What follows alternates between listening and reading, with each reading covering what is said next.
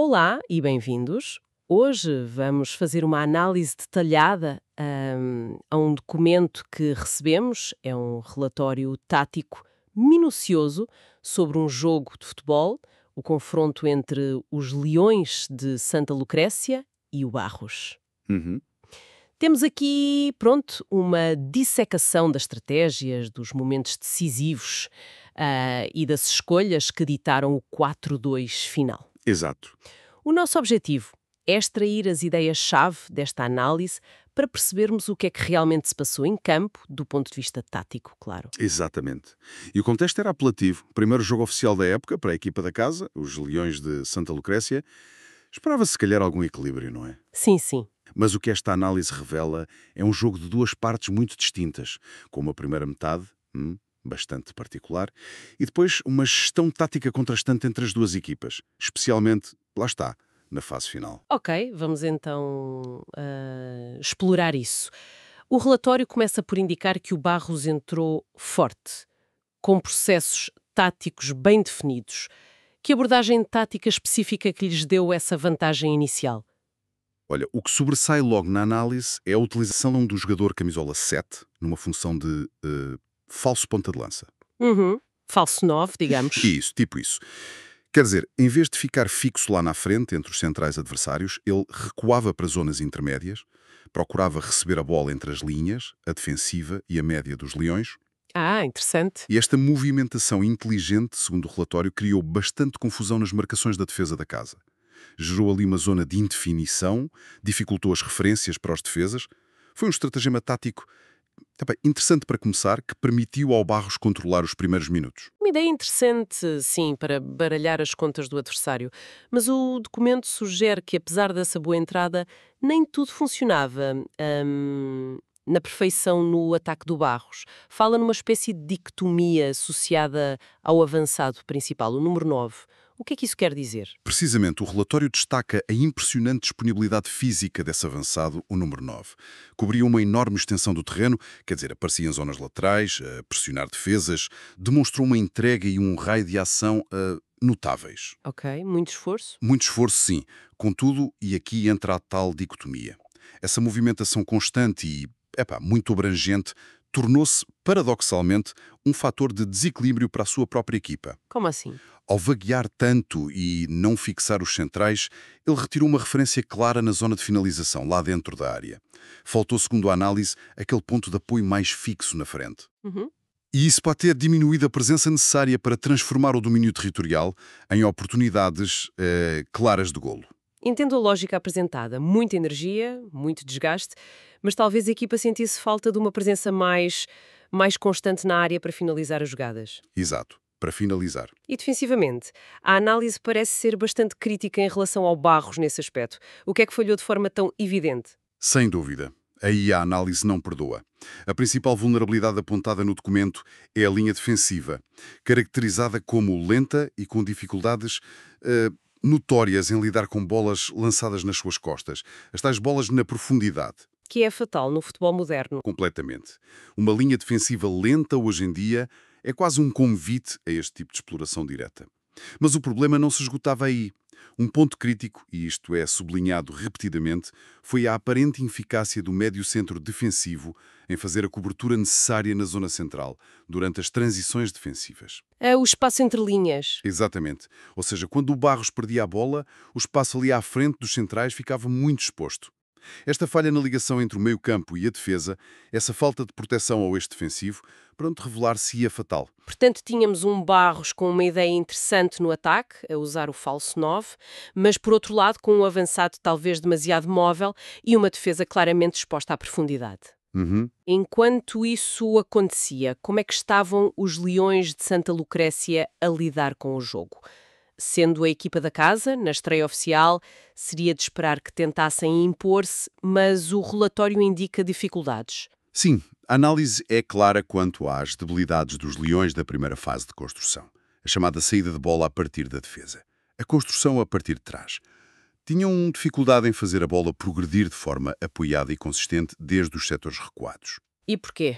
O relatório avança com hipóteses? Sim, levanta algumas.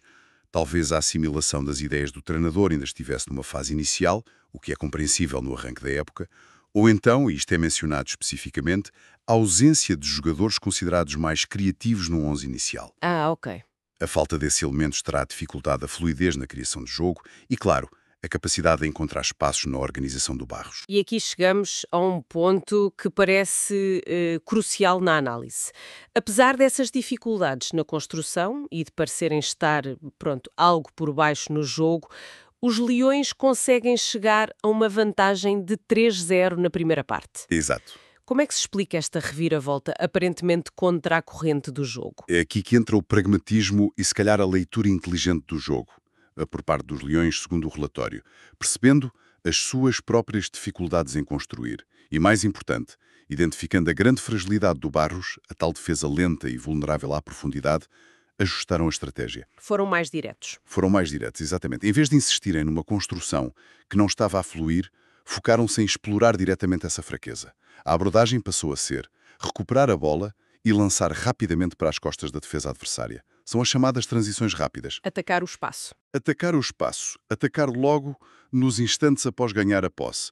E a eficácia desta abordagem foi, de acordo com a análise, notável. O termo usado é mesmo cirúrgicos. Cirúrgicos. Explica lá isso melhor. O relatório descreve que 3 lances rápidos de transição ofensiva, explorando precisamente essa vulnerabilidade nas costas da defesa do Barros, resultaram em 3 golos. 3 em 3, basicamente. Praticamente. Conseguiram um surpreendente 3-0, capitalizando ao máximo os erros e a lentidão defensiva do adversário. Não precisaram de ter muito volume de jogo ofensivo, nem muitas oportunidades, mas as que tiveram, resultantes dessa estratégia específica, foram convertidas. Uau! Isso demonstra uma eficácia tremenda. É o tipo de pragmatismo que muitas vezes vemos em equipas que, não conseguindo dominar pela posse, focam-se em explorar, impiedosamente o ponto fraco do oponente. Um 3-0, construído na eficácia e na exploração da fraqueza alheia. Então, teoricamente, uma vantagem confortável. Como é que o Barros, que até tinha entrado bem no jogo, reagiu a esta desvantagem pesada e provavelmente inesperada? A análise menciona uma quebra após o primeiro golo sofrido. Sim, e isso levanta questões importantes sobre a gestão emocional e a resiliência da equipa. Segundo o documento, após sofrer 1-0, a equipa do Barros parece ter perdido a organização e a compostura tática. A expressão utilizada é forte. Perdeu a cabeça e a sua estrutura. Forte, sim. Deixaram de executar os processos que lhes tinham dado o controle inicial, como as movimentações do falso 9. O jogo tornou-se mais ansioso, mais direto, talvez, e menos pensado. Precipitado. Exato, precipitado. A análise interpreta isto como um sinal de fragilidade emocional naquele momento. Uma incapacidade de lidar com a adversidade do primeiro golo, o que abriu espaço para os Leões ampliarem a vantagem nos lances seguintes. Não é incomum ver isto acontecer, especialmente em inícios de época, onde a confiança ainda se está a construir. Mas a história do jogo não acabou aí. Conseguiram recompor-se na segunda parte, certo? Sem dúvida. O Barros demonstrou capacidade de reação e entrou muito bem no segundo tempo. Provavelmente houve ali ajustes táticos e uma conversa motivadora ao intervalo. Sim, deve ter havido. Conseguiram impor novamente o seu jogo. Pressionaram os Leões, forçaram erros e, como resultado, marcaram 2 golos. Reduziram a desvantagem para 3-2 com bastante tempo ainda para jogar. Mostraram que tinham qualidade e argumentos para discutir o resultado. Reabriram completamente a partida. E é então que chegamos a um momento que a análise considera o ponto de viragem definitivo do jogo. Aquele momento-chave. Exatamente. Um daqueles momentos que podem definir uma época, quanto mais um jogo.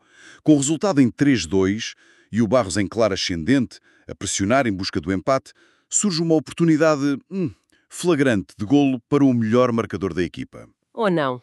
Uma chance clara, mesmo na cara do guarda-redes, para fazer o 3-3. Um golo naquele momento, podia ter sido devastador para a moral dos Leões e impulsionado o Barros para a reviravolta completa. Mas a oportunidade foi desperdiçada. Falhou. Falhou. O relatório não detalha o porquê do falhanço, apenas registra o momento como crítico. E as consequências desse falhanço foram imediatas, imagino. Quase como uma lei não escrita do futebol, não é? Quem não marca, arrisca-se a sofrer. Pois é. No lance imediatamente a seguir, com a equipa do Barros naturalmente projetada no ataque, ainda a lamentar a oportunidade perdida e algo desequilibrada defensivamente, foram apanhados num contra-ataque rápido dos Leões. E golo? E resultou no 4-2. Foi um golpe duplo, a frustração da oportunidade de ouro falhada, seguida pelo golo sofrido, que tornou a tarefa da recuperação muito, muito mais difícil. Que balde de água fria. Exatamente. A análise considera este par de lances, a chance do 3-3 falhada e o 4-2 sofrido na sequência como um momento que selou o destino do jogo. Um golpe duro, de facto. Com o resultado em 4-2, o ímpeto do Barros foi claramente quebrado. A análise foca-se então na gestão final do jogo, contrastando a forma como os dois treinadores utilizaram as substituições. O que é que se destacou nessa fase? Aqui a diferença parece ter sido bastante acentuada. De acordo com o documento, a gestão a partir do banco dos suplentes foi Crucial. crucial. Do lado do Barros, as substituições realizadas não parecem ter tido o impacto desejado. Não resultaram. Pelo contrário, a análise sugere que as mexidas acabaram por desorganizar ainda mais a equipa em campo. Talvez as opções não tenham sido as mais indicadas para as necessidades da equipa naquele momento, ou os jogadores que entraram não conseguiram encaixar na dinâmica ou trazer a clarividência necessária para tentar a última reviravolta. O resultado foi uma equipa que nos minutos finais perdeu alguma coesão e capacidade de ameaçar. E do lado dos Leões de Santa Lucrécia, como é que eles geriram a vantagem de 2 golos? Através das substituições? Segundo o relatório, foi o oposto. As mexidas foram consideradas muito acertadas. Ah, bom! Destaca-se a entrada de 2 jogadores em particular para a frente de ataque, o Bruno Faria e o Vinícius Lacerda. A análise indica que eles trouxeram uma combinação valiosa, mais qualidade na posse de bola, ajudando a equipa a ter mais calma, a controlar o ritmo e a manter a bola longe da sua área. Importante nessa fase. Muito importante.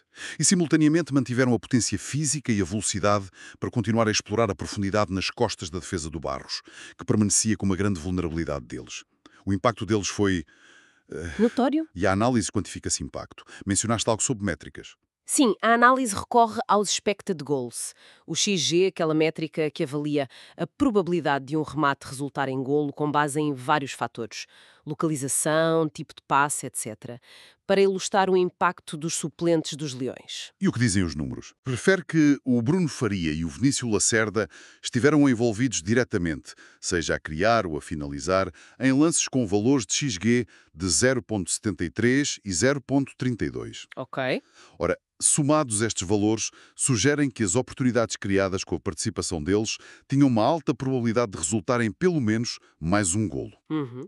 Isto demonstra, de forma mais objetiva, como as substituições não só ajudaram a gerir a vantagem, como mantiveram e até reforçaram a ameaça ofensiva da equipa da casa, selando a vitória. Muito claro. Então, fazendo uma síntese final com base nesta análise detalhada, como é que se justifica este resultado de 4-2 num jogo que parece ter tido tantas nuances táticas e também emocionais? Essencialmente, a conclusão que se retira do relatório é que o Barros, apesar de ter demonstrado ter um plano de jogo inicial interessante e capacidade para dominar certos períodos, nomeadamente o início do jogo e o começo da segunda parte, acabou por se prejudicar a si próprio.